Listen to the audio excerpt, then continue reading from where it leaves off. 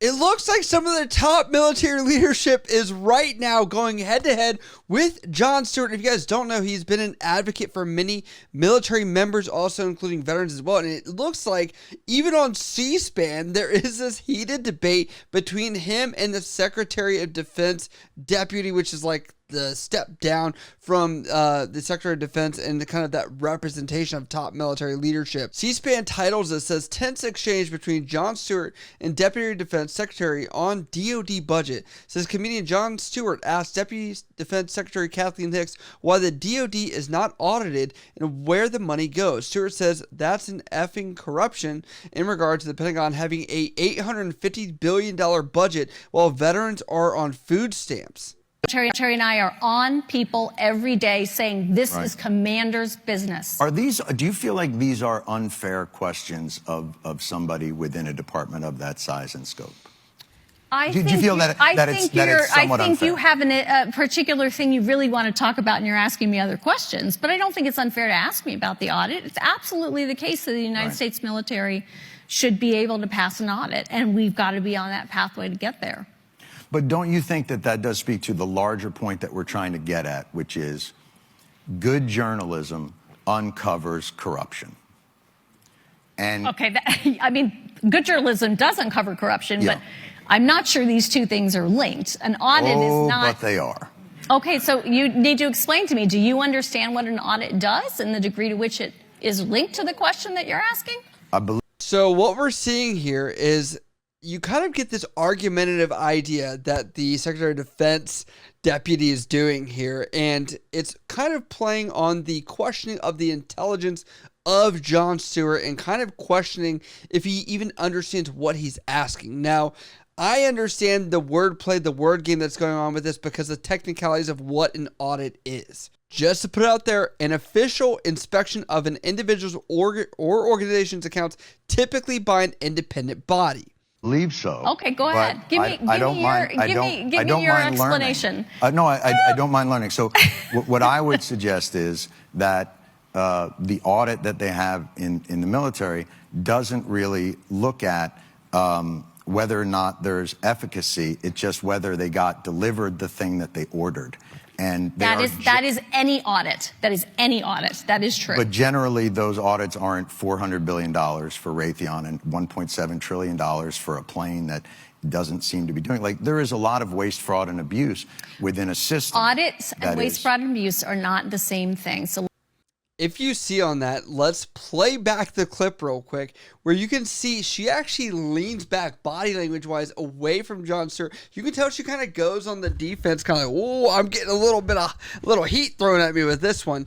But what he's talking about is efficacy, the quality versus quantity, and this idea that just because something has been delivered and it has been audited that paid for this, received this, does that mean actually what was received is actually going to work? I mean, we've seen that in so many different capacities of the military and as far as equipment, which if you look at any DoD budget, if it's a ship, for example, the littoral combat ships that the Navy has seen as a very big failure or people have been very critical of, that so much they're looking at going back to frigates because they didn't replace and actually deliver on what they were supposed to. And now the U.S. Navy is looking at how can we do something about this. And we all know that anything in the water is going to cost money. And that's what Jon Stewart's getting at here is like, are we actually getting war-fighting capable ships and things like that, aircraft, whatever else, as it's being required in order to make the missions work? That is what he's looking at.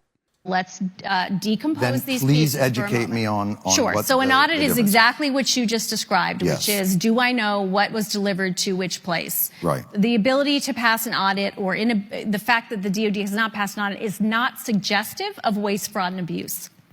That is completely false right there.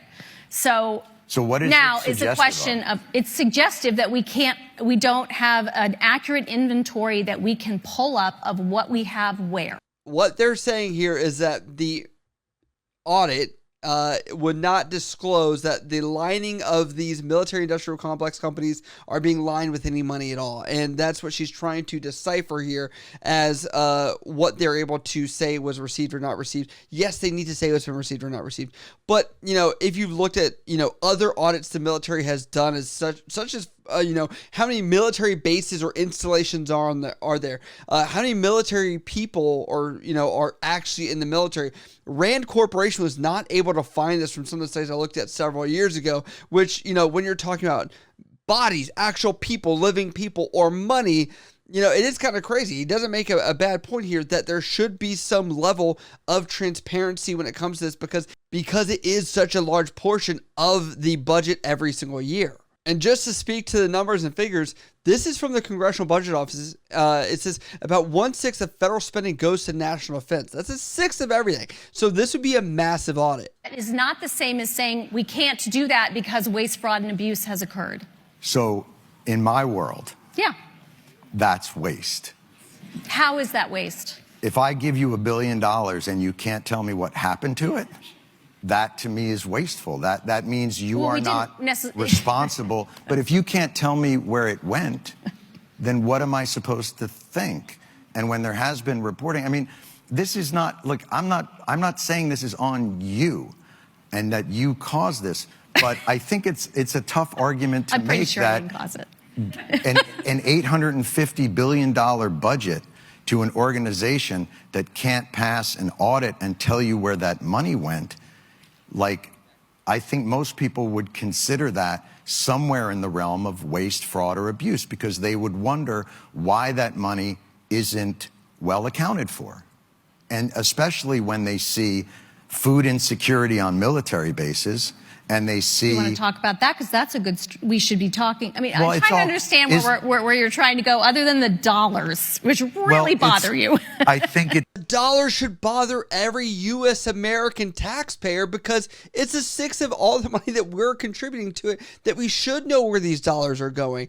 And I'll say I get a little bit of diversion technique when I'm looking at this where it's like, well, let's focus on the food. That's what I'm getting from this and food security. I mean, not only, a couple months ago were we talking about the water resources that were available over at bases in Hawaii and how they were contaminated, and we're still going through that and kind of trying to figure that aspect out as it seems like the situation hasn't got much better. But let's dive back into it. It doesn't really bother me. I think it's all connected. Okay. I think tell me that story. Tell me how you're thinking about that. When I see a State Department get a certain amount of money and a military budget be 10 times that, and I see a struggle within government to get people like more basic services, and then that department that got that, I mean, we got out of 20 years of war and the Pentagon got a $50 billion raise. Like, that's shocking to me. Now, I may not understand exactly the ins and outs and the incredible magic of an audit, but I'm a human being who lives on the earth and can't figure out how $850 billion to a department means that the rank and file still have to be on food stamps. Like, to me, that's f***ing corruption. I'm sorry. And if that blows your mind, and if you think like that's like a crazy agenda for me to have, I really think that that's institutional thinking, and that only a couple months ago, the Sergeant Major of the Army actually reached out to me as, some of them were outlining the inflation issues. And by the way, the military pay did not keep up with inflation last year. And so when I look at that, one of the solutions they had was to make sure that people had access to food stamps. And I was like, why are we making sure people have access to food stamps when what should be provided is actually where it should be at? Like, people should be able to afford food that serve in the U.S. military. And if you look here, more troops will soon be eligible for basic needs allowance.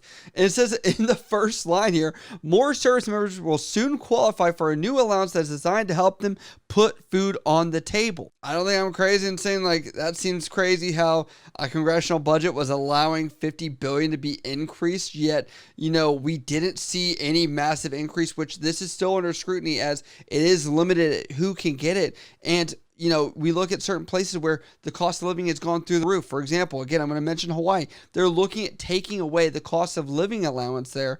even though it's so expensive to live. So now you have people that are losing hundreds of dollars, but still may need to go into this fund to even be able to make sure they're actually able to make, ends meet, put food on the table. It is crazy, pushing and pulling money all over the place. It's not looking at the day-to-day reality of the people that you call the greatest fighting force in the world. So I get back to this idea of like, I'm not looking to pick a fight with you, but I am surprised at that. The reaction to these questions are, you don't know what an audit is, bucko. Like, that's just weird to me.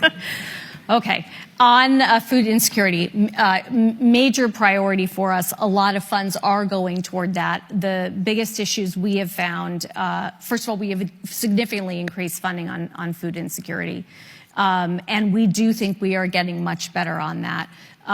We believe some of the challenges we face are not what you often think of as, food insecurity as hunger. They're really around, do we have food available? For instance, as people come on and off shifts, is it healthy food?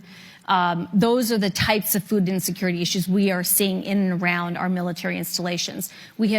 I understand what she's saying. There is some form of food out there, but the idea that we should, whether you're on a night shift and you're working in the military and you need food at 1 a.m., the food quality should be there. And anybody that's out there that's ever been on like a Navy ship that's done mid-rets knows the food quality is not what you'd expect. So, I understand what she's getting at, but, I'd say, like, no matter if it's just having food there, quality food should be the same level of just quantity versus quality. That's a lot of what we're talking about here. Increased pay 2 times in a row here. We've done 4.6% pay raise last year. We've asked for a 5.2% pay raise this year. We've also increased basic allowances and increased housing and pay.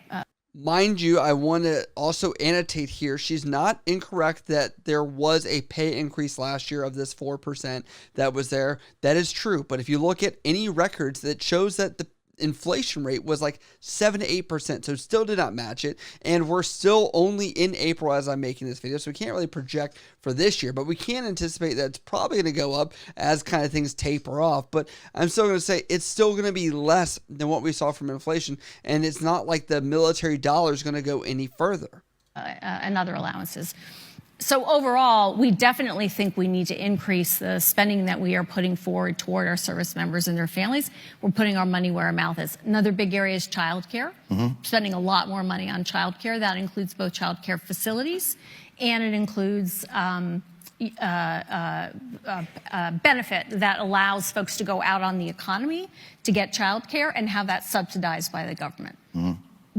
This has been a big issue. So if you guys forget, Secretary of Defense Lloyd Austin talked about this by allowing greater ability for, if you worked at the Child Care Center, the CDC or Child Development Center, whatever you call it, essentially they were going to allow you, if you work there, to bring your child or have a reduced rate. That way it would incentivize people to actually work these places, because it was known there wasn't incentive if you were working there and your kid was there. It seems kind of dumb, common sense, but they were lacking actual employees. On top of that, you're looking at this issue from all different sides, where like if you have an Army soldier out there that has to be at physical training formation, PT at 05:30, that CDC isn't open at 05:30 nor 5 o'clock to drop them off to get to the PT event. So I think we're, as much as we're putting money into the facilities and maybe being able to go out in town where it's noticeably more expensive out there, just generalized access care with the 24-hour around the clock schedule is essentially where people are going to be lost in this and maybe say, I don't want to stay in the military. And that's what I'd love to see change with this, even though we have seen some improvement. I just wanted to say my thoughts on it, kind of giving some more context, as people are like, man, this is just super hot, spit back and forth. There's a battle. I don't think John Stewart was really trying to. He was just like, 1 + 1 = 2. Can we talk about the 2? Right? Can we talk about that? And I think there was a little bit of diversion on this, from a public affairs side, this seeing the body language. I think that's what really brought people out to kind of talk about this clip and say, does top leadership really understand what is going on and why people are concerned about where dollars are going? And I think that is just becoming an increasing question as we are trying to race against other world powers that are out there and adversaries that don't seem to be slowing down, and realistically understanding that humans are resources and they're not just expendable, neither are the physical, tangible things that are out there. I'd love to know what you guys think about this conversation between Jon Stewart and the Deputy Secretary of Defense. Please let me know down in the comments below. If you guys like what I cover on this channel, hit me up over on Instagram, Snapchat, Twitter, TikTok, or down in the comments below. I love you guys. I'll see you next time.